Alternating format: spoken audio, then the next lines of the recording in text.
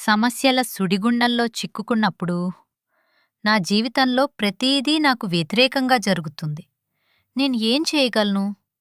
ఒక అమ్మాయి ఇలాగే నిరాశగా తన తండ్రిని అడగగా, ఆ తండ్రి 3 గిన్నెల్లో నీటిని బాగా ఉడికించి అందులో క్యారెట్, గుడ్డు మరియు కాఫీ గింజ వేశాడు. ఇవన్నీ ఒకే వేడికి గురయ్యాయి.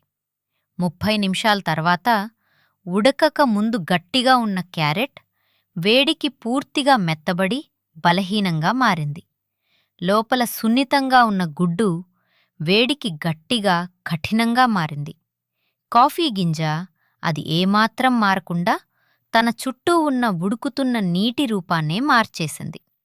మిత్రమా, మన జీవితంలో వచ్చే ప్రతి సమస్య, ప్రతి ఒత్తిడి ఆ ఉడుకుతున్న నీరే.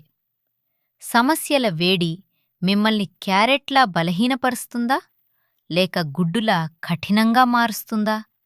ఎప్పుడూ కాఫీ గింజలా ఉండండి. మీమీద ఒత్తిడి పెరిగినా మీ చుట్టూ ఉన్న పరిసరాలను మార్చే శక్తి మీకే ఉంది.